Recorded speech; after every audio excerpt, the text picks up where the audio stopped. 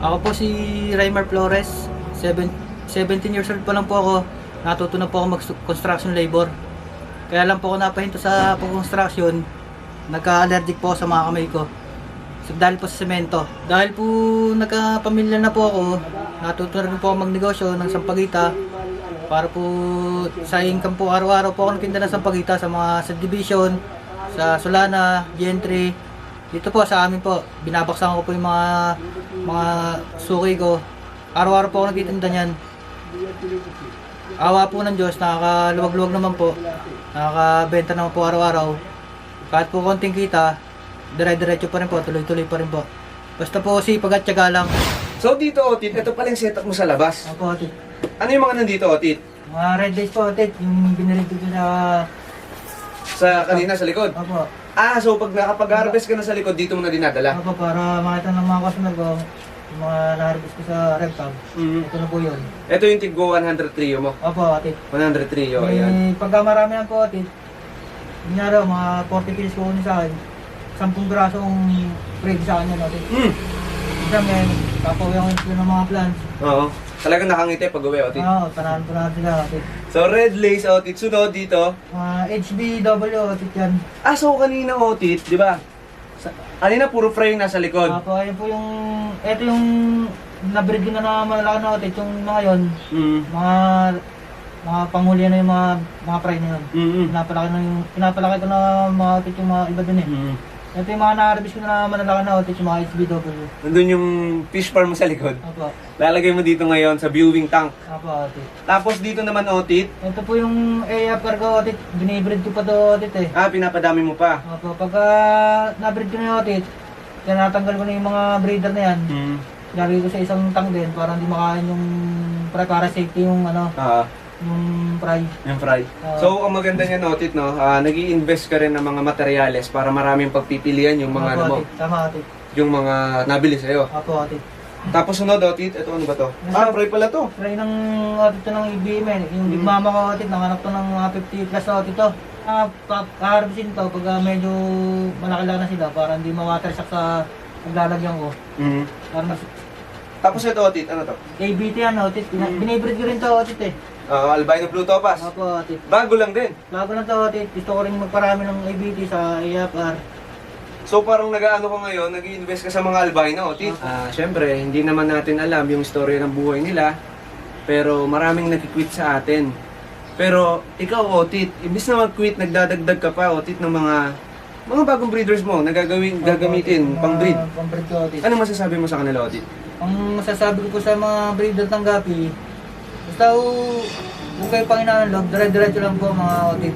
Enjoy lang yung hobby, no? Enjoy lang po hobby. Hanggang wala naman po, hanggat wala po nag-hobby sa inyo, hindi nyo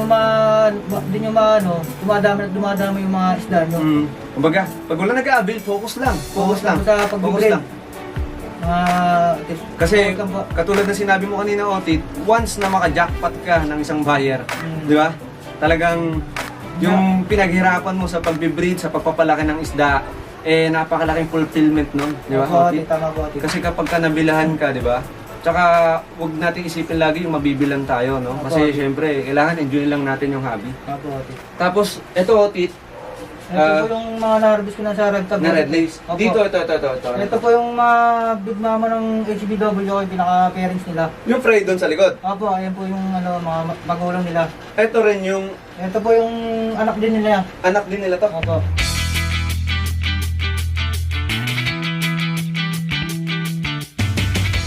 Hanggang sa makalanan nga po, Otit. Ito nga po, nagtuloy-tuloy na po yung sa sampagita ko. Ito nga po, nag-isda-isda na rin po ako. Nagtinda-tinda rin po ng mga isda. Dati po nga po, Otit, isang garapon lang na, sticker lang na, na lagayan ko. Hindi ko ma-expect na mag-iisda pala ako. Hanggang sa dumami yung mga tangko. Yung mga gapi. Nagdire-diretso na rin po ako. Hindi na po ako nahinto sa pagbibreed ng mga gapi kasi napakalaking tulong po sa ating pag-isda. Kahit po matumal lang isda, tuloy-tuloy rin po ako. Basta sipag at tiyaga lang, mga Otit. Sa akin naman po, Otit, pag matumal pong isdaan, sa sampagita po ako nabawi, Otit. Doon po ako nakita ng araw-araw pagka pambili ng mga bigas, ulam. Sa ang napakagandang masarap sa pakiramdam mo, tit. Nakabenta ka na ng sampagita, pag uwi mo, may pupunta na ng customer mo, mag-aabil ng mga isda, o tit. Napakasarap sa pakiramdam. Kasi kumita ka na sa sampagita, may mag-aabil pa ng mga isda, o tit. Po pala, tit, napakalaga sa itong styrofoam na to. Bakit pinaglalagay ng isda? Sampagita po, tit. Yan to po yung business ko po talaga, yung sampagita. So nag-aangkat ka ng mga sampagita, tapos Opo, nagtitinda ka. Opo, Otit. Ito po yung sa San Pedro po ako naluwas ng sampagita, Otit. Kumbaga, Otit, ito yung pinagkakita ko sa araw-araw, yung sampagita. Sampagita. Opo, Otit. Ito po yung abaka ng sampagita, Otit. Ito po yung tali ng sampagita. Ito yung pinagtatalian. Opo, yung abaka, Otit. Ito po yung karayom, Otit. So paano ginagawa mo dyan, Otit? Pagka, Otit, ito po yung tali niya, Otit, eh. Hindi pa so nakaluwas ng sampagita, Otit, eh. Pero ito po yung pinaka ng abaka.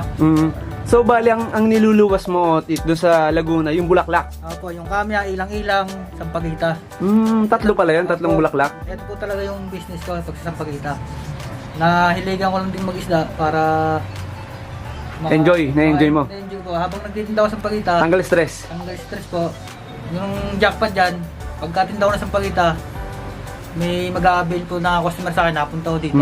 Dito. Opo, Ayan mga Otits, di ba? Hindi hadlang mga tito, kung may trabaho ka, alam nyo yun, yung kahit may trabaho ka, itong isda, tanggal stress lang siya, pero tanggal stress na at the same time, kumikita pa, no? Bili na kayo mga tito, Miracle Potion at Tito Nomics Fish Food ay baliktad pala. Sa available lang sa Shopee natin mga Otits Shower. kita ko naman po sa pag-isda, Otit, nakakabenta po ako ng minsan po 500, minsan po wala po akong 0-0 po talaga ang aking bentahan sa isda. Talagang pasensya na lang po, wala po talagang benta. Pero bumabawi naman po sa kada ilang araw, nakabenta po ako ng maramihan na gapi. Laking tulong po sa akin ng pag-isda rin, Otit. So dito, Otit, ano naman yung meron dito? RDSS po, Otit. Pang-out na rin. Opo, Otit. Magkano trio, Otit?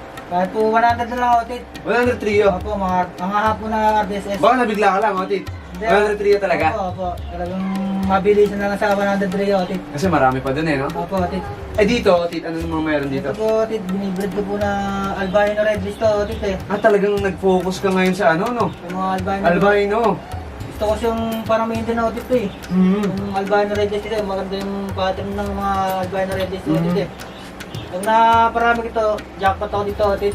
Albino, puro albino Opo, naman, no? opo, Otit. Meron ka ng ABT, AFR, Opo, albino red lace. Opo, Otit. Tapos dito, Otit, Ito yung breeder ko na, Otit, na Big Mama. Ito po yung mga parents ng mga red lace ko sa reptop. ito naman. Opo, yung mga Big Mama na red lace. Tapos ito yung EBM. Opo, ito po yung IBM, Otit. So, bali, Otit, 100 trio. Opo, Otit. Talaga, kahit any strain Opo, dito. Opo, Otit.